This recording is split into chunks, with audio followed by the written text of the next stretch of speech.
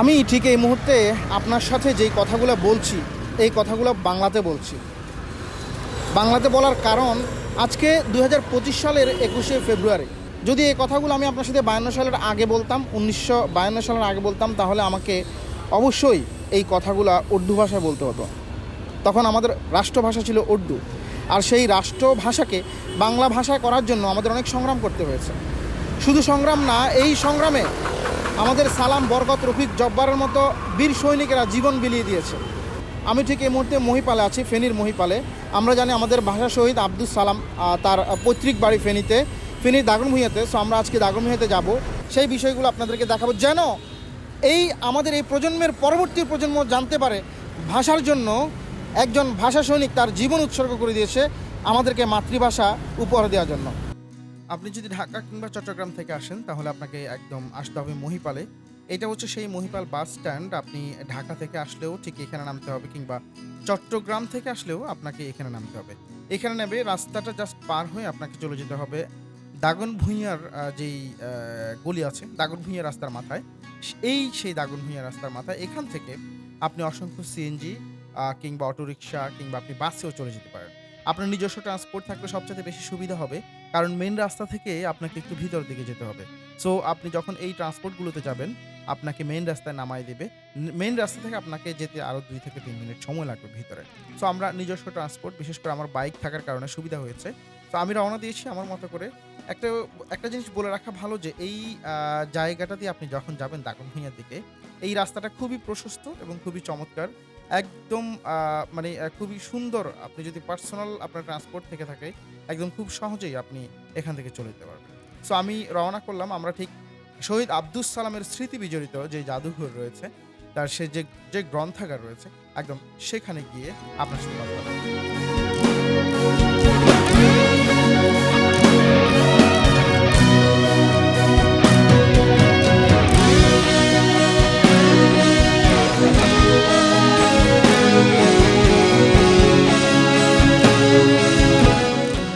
আচ্ছা, এটাই সেই লক্ষণপুর গ্রাম যেটা পরবর্তীতে নামকরণ করা হয়েছিল সালামনগর নামে।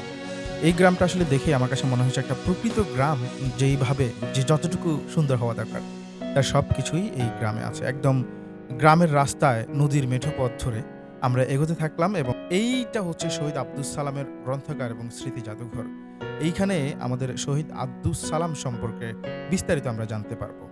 ঠিক এই রাস্তা দিয়ে একটু সামনের দিকে গেলেই আমরা আমাদের শহীদ আব্দুস সালামের বসত ভিটা খুঁজে পাবো, যেই বসত ভিটায় তিনি আসলে বেড়ে উঠেছেন, এবং এখানকার আলো বাতাস এবং এখানকার এই পরিবেশে তিনি বেড়ে উঠছিলেন এবং এক সময় ভাষা শহীদ হিসেবে সারা বাংলাদেশে গৌরব অর্জন করেছেন।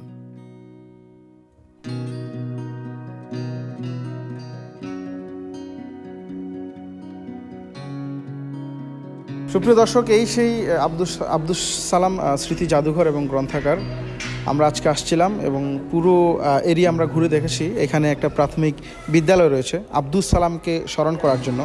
তবে যতটুকু আমরা দেখতে পেলাম, এখানে যে স্মৃতি গ্রন্থাগার এবং জাদুঘর যে নামকরণ করা হয়েছে, এটা আসলে এটার পরিপূর্ণতা আমি দেখি নাই আর সত্যিকার অর্থে।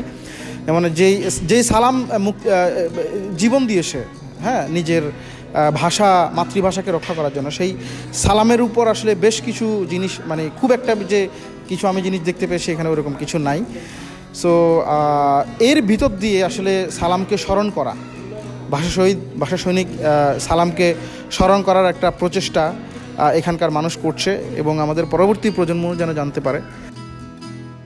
অবকাঠামোটা আমার কাছে খুব একটা খারাপ লাগেনি। গভর্নমেন্ট তার জায়গা থেকে, প্রশাসন তার জায়গা থেকে চমৎকার একটা অবকাঠামো তৈরি করে দিয়েছে এবং একটা প্রাইমারি স্কুলও করে দিয়েছে। তবে এলাকা ভিত্তিক কিছুটা মানুষের অনীহা দেখতে পেয়েছে, বিশেষ করে যারা ছাত্র আছে, যারা অভিভাবক আছে, তাদের ছেলে মেয়েদেরকে উদ্বুদ্ধ করা, এইরকম একটা সুন্দর গ্রন্থাগার, এরকম একটা স্মৃতি স্থাপনা এখানটাতে আছে। যদি এলাকাবাসীর জায়গা থেকে একটু উদ্বুদ্ধ করতো, ছাত্রছাত্রীরা আসতো, পাঠাগারটা সারা বছর একটা প্রাণচঞ্চলতা থাকতো। তো এইখানে 21শে ফেব্রুয়ারি আসলে মানুষের আনাগোনাটা একটু বেড়ে যায়, আর সারা বছরই মোটামুটি একটা নীরবতা এখানে বিরাজ করে। মানুষ আসলে খুব একটা আসে না, পাঠকরা খুব একটা আসে না বললেই চলে। আমরা গ্রন্থাগার ঘুরে দেখতে দেখতে আমরা শহীদ আব্দুস সালামের ভাইকে পেয়েছি। চলেন তার সাথে আমরা একটু শহীদ আব্দুস সালাম সম্পর্কে জেনে আসি। শহীদ সালামের সাথে তো আপনার ওনার ছোট ভাই, আপনার বড় ভাই উনি ছিল। ওনার সম্পর্কে একটু কিছু বলেন, ওনার সম্পর্কে স্মৃতিচারণ করেন, ওনার সম্পর্কে একটু বলেন কিছু। উনি এমনি মানুষ হিসেবে কেমন ছিল ছোটবেলা, আপনি কেমন দেখছেন?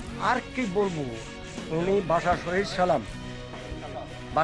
সালাম আমার ভাই, senior warrant officer Abdul Karim হিসাবে আমি senior warrant officer Abdul Karim. উনি তো তার আগেই মারা গেছে। মানে একদম ছোটবেলায় যে উনাকে দেখছেন না আপনি? ছোটবেলায় দেখছি। তো কিরকম তখন, কিরকম উনি কি খুব দুষ্ট মানে কিংবা অ্যাগ্রেসিভ ছিল না সহজ সরল ছিল? সব কিছুই জানে, কোনো এমন কিছু ছিল না যে উনি জানে না। সব কিছুই লেখাপড়া কম আর কি, কিন্তু অনেক কিছু জানে। উনি যে ভাষা আন্দোলনে উনি যে আপনার মানে অংশগ্রহণ করবে, এটা কি ফ্যামিলি থেকে বলছিল না উনি সরাসরি ফ্যামিলি থেকে অনুমতি ছিল? এটা ভাষা আন্দোলন যে সময় আন্দোলন শুরু হবে এর আগের থেকেই ওরা কিছু সংখ্যক লোকে এটাকে করছে। তারপর আমার ভাইও সেখানে ছিল, বড় ভাই। গ্রামের এই মিঠোপথ ধরেই আমরা চলে এলাম আমাদের ভাষা শহীদ আব্দুস সালামের একদম বসত ভিটায়, যেখান থেকে তিনি বেড়ে উঠেছেন, যেখানে তার শৈশব কেটেছে। সেই শৈশবের একদম আব্দুস সালামের গ্রামের বাড়িতে আমরা ঠিক এই মুহূর্তে চলে এলাম।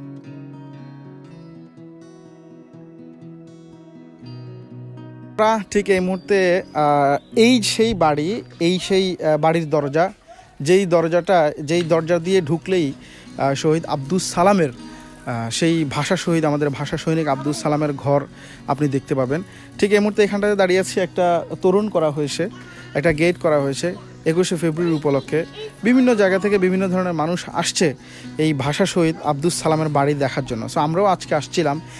আমার যে বিষয়টা উপলব্ধি করলাম যে একটা জরাজীর্ণ একটা প্রত্যন্ত অঞ্চল থেকে এত বড় একজন কি বলবো ভাষা সৈনিক, ঠিক এই জায়গা থেকে তিনি এই এলাকায় তার জন্ম এবং এখানেই তিনি বেড়ে উঠেছেন। এখানকার স্কুলে তিনি পড়াশোনা করেছেন, এখানকার স্থানীয় স্কুলে তিনি পড়াশোনা করেছেন।